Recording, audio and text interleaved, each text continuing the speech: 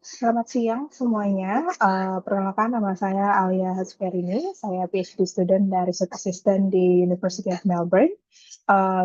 Yang akan saya presentasikan hari ini merupakan bagian dari studi PhD saya yang judulnya adalah Pengalaman Remaja Indonesia dalam Mengakses dan Menggunakan Pelayanan Kesehatan Ibu dan Bayi Baru Lahir. Bisa next. Oke, jadi secara global, 11% kelahiran yang ada di dunia ini itu berasal dari remaja yang usianya 15 sampai dengan 19 tahun. Dan kehamilan remaja ini paling banyak terjadi di negara yang berpenghasilan rendah dan menengah atau low middle income countries, ada 95%. Nah, di low middle income countries ini ada sekitar 21 juta remaja yang hamil dan 12 juta di antaranya itu melahirkan. Next. Ini, sorry, mungkin suaranya agak terganggu ya, karena saya lagi di hospital, atau aman ya? Masih kedengeran kok, Alia. Oke, oke, oke. Em, jadi kehamilan remaja itu disebabkan sebenarnya oleh ketidaksetaraan struktural, seperti misalnya kemiskinan, akses yang terbatas ke kontrasepsi dan aborsi, putus sekolahnya remaja ini, pernikahan dini, dan juga karena kekerasan berbasis gender. Next. Ketika si remaja ini hamil, mereka itu lebih beresiko untuk mendapatkan komplikasi kehamilan dan persalinan. Bisa itu eklamsia, preeklamsi, dan juga berdampak negatif kepada bayinya begitu. Dan untuk si perempuannya atau remaja ini sendiri, komplikasi kehamilan dan persalinan itu merupakan penyebab utama kematian bagi remaja perempuan secara global. Karena adanya komplikasi kehamilan dan persalinan ini, maka si remaja ini sangat penting, sangat butuh untuk mendapatkan pelayanan kesehatan ibu dan bayi baru lahir yang cukup, yang berkualitas tinggi, agar mereka bisa mencegah atau mengelola komplikasi-komplikasi yang akan mereka dapatkan. Tetapi permasalahannya adalah remaja itu banyak banget menghadapi hambatan untuk mendapatkan pelayanan kesehatan ibu dan bayi baru lahir ini. Beberapa hambatannya misalnya adalah pengetahuan mereka yang terbatas, betapa pentingnya mengakses pelayanan kesehatan ibu dan bayi baru lahir ini. Ada juga masalah ekonomi, biaya layanan, dan biaya transportasi untuk menuju ke fasilitas kesehatan. Lalu dari segi sosial, itu ada stigma terhadap remaja dan keluarganya bila mereka hamil muda begitu ya. Dan selanjutnya ada faktor otonomi mereka yang masih terbatas, otonominya remaja ini dalam membuat keputusan terkait pelayanan kesehatan yang mereka butuhkan. Next, please. Nah, dari banyaknya remaja ini menghadapi hambatan, ada beberapa remaja yang akhirnya bisa mengakses pelayanan kesehatan. Tetapi permasalahannya, menurut data secara global, remaja itu yang mereka berhasil mengakses pelayanan kesehatan, mereka lebih sering mengalami mistreatment dibandingkan dengan perempuan dewasa. Apa sih mistreatment itu? Bisa next? Jadi mistreatment itu merupakan perlakuan yang tidak menyenangkan yang dialami oleh perempuan maupun remaja dan bayinya saat mereka menerima pelayanan kesehatan. Itu bisa dalam bentuk kekerasan fisik, kekerasan verbal, diskriminasi, privasi mereka tidak terjaga, dan masih banyak yang lainnya.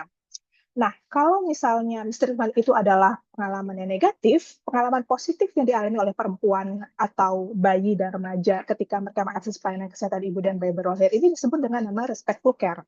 Jadi respectful care itu adalah pelayanan yang diberikan dengan menjaga martabat, privasi, dan kerahasiaan perempuan dan bayinya, memastikan mereka bebas dari diskriminasi, dari kekerasan, dan mendukung mereka untuk membuat keputusan sesuai dengan apa yang mereka inginkan, dan juga mendukung mereka untuk mendapatkan pendamping selama proses persalinannya. Jadi mistreatment itu adalah yang pengalaman negatifnya, sementara respectful care adalah pengalaman yang positif. Karena saya akan menggunakan dua term ini terus-menerus selama presentasi ini.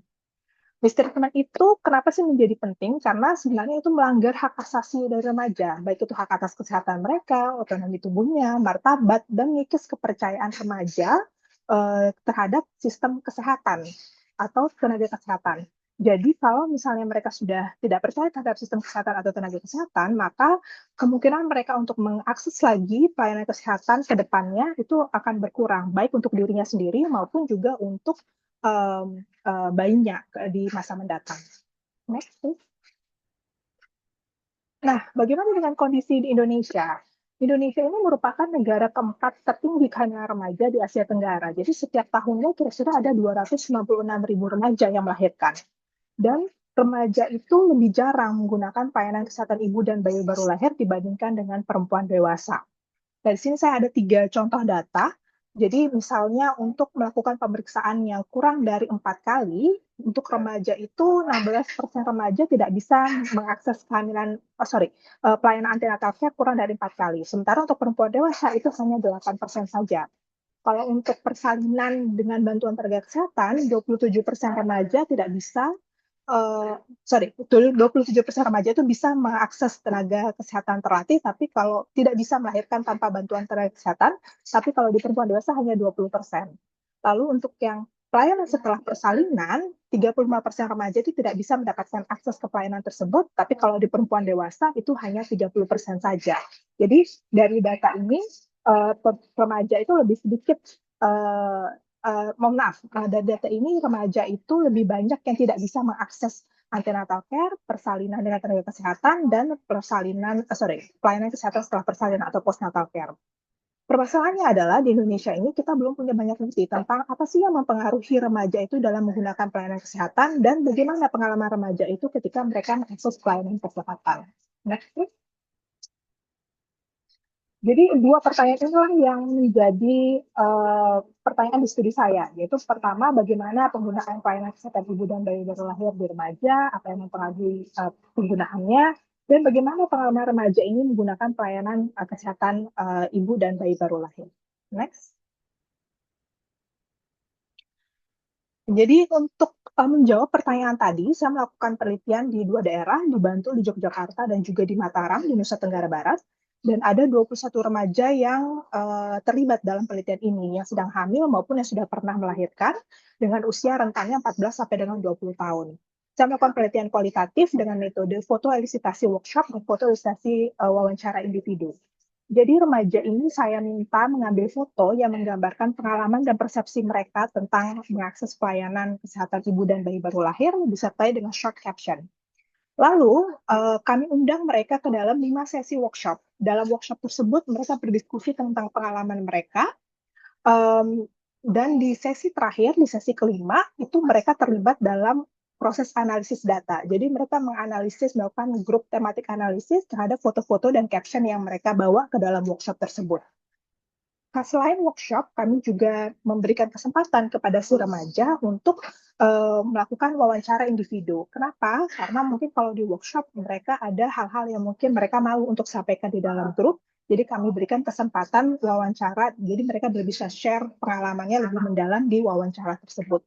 Jadi ini adalah foto ketika kegiatan workshop yang kami lakukan, ada yang di Bantul dan ada di Mataram. Jadi itu yang di foto bagian atas itu ketika proses mereka melakukan analisis. Mungkin nggak kelihatan ya, tapi itu ada kayak sticky note kecil-kecil itu di mana mereka melabel, membuat coding. Kalau yang familiar dengan kualitatif data, mereka remajanya membuat coding terhadap data-data atau foto yang ada begitu. Next, please.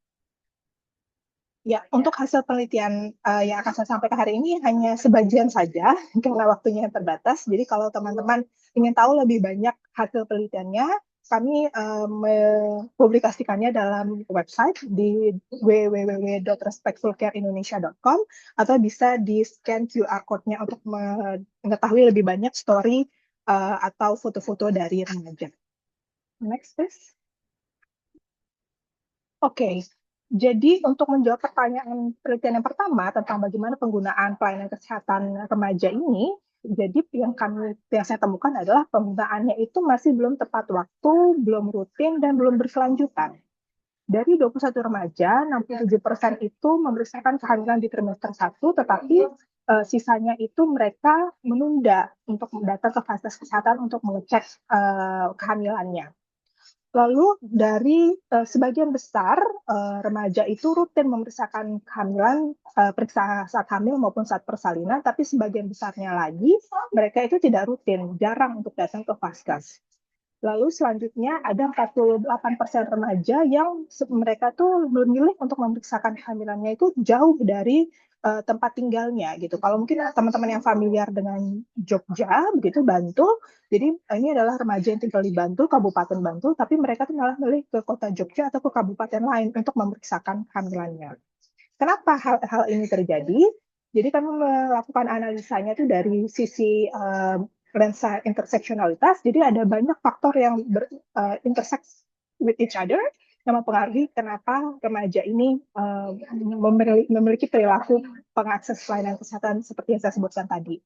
Kalau untuk mengakses antenatal care, ada beberapa faktor. Misalnya adalah tingkat health literasi dari remaja tersebut, umurnya, ada norma gender, stigma, dinamika role dari keluarga, dan juga faktor kemiskinan. Untuk dari antenatal care menuju childbirth itu, dari moving to childbirth itu lebih straightforward karena partisipan ini mereka menggunakan BPJS, jadi proses referralnya sudah jelas, jadi tidak terlalu banyak hambatan untuk mengakses bantuan persalinan di Vaskes. Tetapi ketika sudah nanti setelah persalinan, ketika mereka membutuhkan pelayanan yang advance untuk newborn-nya, karena seperti saya bilang tadi bahwa uh, si newborn dari remaja ini mereka memiliki resiko kesehatan lebih tinggi. Jadi mereka tuh banyak yang memiliki komplikasi si newborn-nya ini. Jadi ada dua, faktor yang mempengaruhi mereka mendapatkan akses newborn care, yaitu legal exclusion dan juga kemiskinan. Next, please. Jadi saya akan coba jelaskan beberapa faktor yang mempengaruhi pelayanan kesehatan ibu dan bayi baru lahir ini.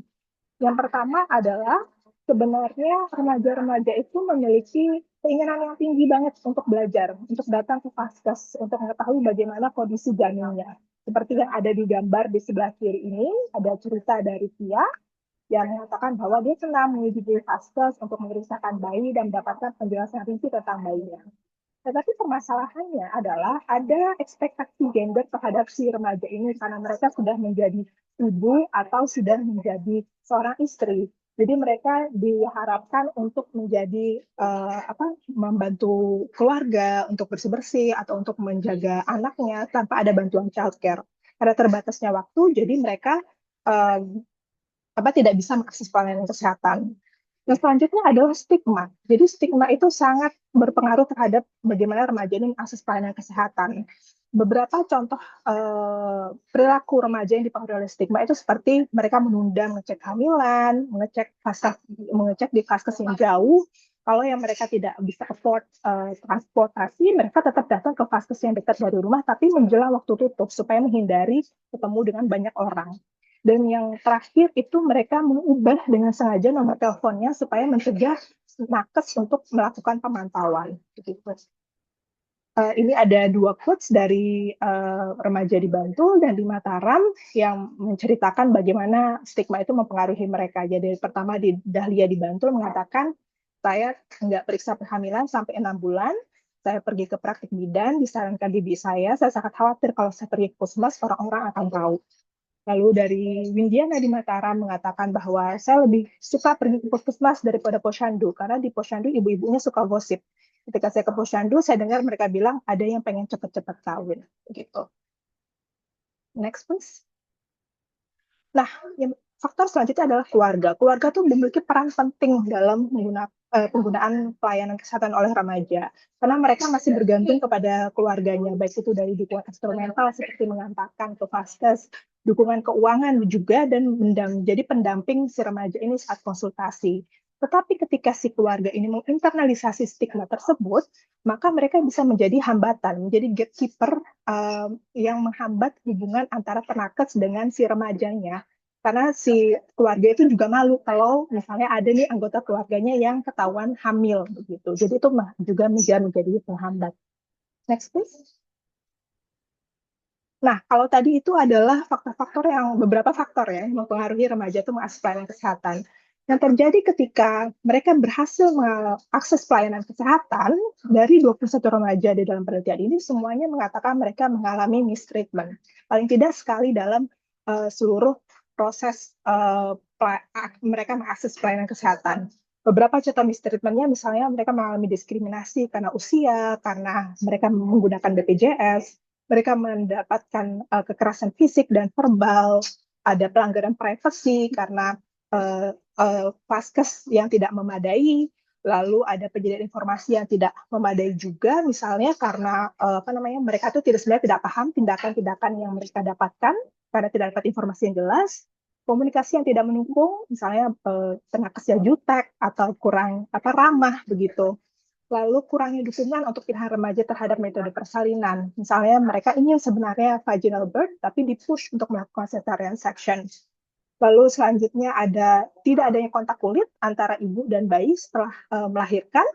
Ada juga yang melakukan pemisahan antara bayi dan ibunya tanpa ada informasi yang jelas, sehingga remajanya ini menunggu-nunggu di ruang perawatan gitu. Kapan nih bayinya datang? Karena mereka excited nih pengen lihat bayinya, tapi nggak ada informasi yang jelas. Lalu yang terakhir itu tidak diizinkan memiliki pendamping persalinan. Bahkan ini ada di beberapa remaja yang melahirkan secara normal atau yang pervaginam. Itu juga tidak diizinkan untuk memiliki pendamping persalinan. Ini adalah contoh cerita dari Tia dari Bantul yang menceritakan bahwa ketika perineumnya dijahit, dia tuh merasa kesakitan dan pengen dia request anestesi begitu. Ibu si remaja ini bilang ke bidan yang merawat itu mereka bersedia untuk membayar kalau butuh biaya tambahan. Tetapi bidannya menolak dan mengatakan si remaja ini lebay gitu. Next please. Oke, jadi kalau tadi memang mistreatment ini menurut para remaja itu berdampak kepada keinginan mereka untuk balik lagi ke vaskes begitu. Ada satu melati dari Bantul, mereka akhirnya pindah ke klinik lain. Sementara untuk Windiana, dia merasa dia tidak ingin lagi ke puskesmas gitu. Jadi perlakuan yang tidak baik atau mistreatment itu memang berpengaruh terhadap keinginan remaja untuk datang ke vaskes kembali. Next, please. Oke, jadi ini adalah implikasi dari penelitian ini. Yang pertama adalah pencegahan kehamilan remaja itu memang penting, tetapi effort untuk memastikan bahwa remaja itu dapat mengakses pelayanan antenatal, bersalin, postnatal care yang tepat waktu, sesuai kebutuhan dan high quality itu juga perlu dilakukan. Lalu karena tadi ada evidence bahwa ada mistreatment di pelayanan terhadap remaja ini, maka ada rekomendasi-rekomendasi yang sebenarnya sudah dikeluarkan oleh WHO untuk meningkatkan kualitas pelayanan kesehatan ini, dan itu perlu diimplementasikan juga di Indonesia. Dan yang terakhir, seperti dengan presentasi yang sebelumnya ya, bahwa stigma ini berpengaruh juga di pelayanan kesehatan ibu dan bayi baru lahir. Jadi itu perlu di-reframe bahwa kehamilan remaja itu bukan masalah moral, tetapi itu merupakan masalah ketidaksetaraan struktural. Dan mungkin dengan mereframe itu sehingga stigma ini bisa diadres. Next, please. Oke, jadi sebenarnya dari presentasi saya ini ada 3 takeaway message-nya. Yang pertama, remaja itu mengalami hambatan sosial, ekonomi, struktural dalam menggunakan pelayanan kesehatan. Mereka juga mengalami mistreatment ketika menggunakan pelayanan kesehatan, sehingga pencegahan kehamilan remaja itu perlu diikuti dengan effort untuk memastikan remaja ini mendapatkan pelayanan yang high quality, yang adequate, dan juga yang respectful supaya mereka mendapatkan positive experience throughout their pregnancy. Next. Oke, mungkin next please. Ada QR code. Ya, kalau ingin tahu lebih banyak foto-foto dari remaja atau cerita yang lainnya bisa di-scan. Terima kasih banyak.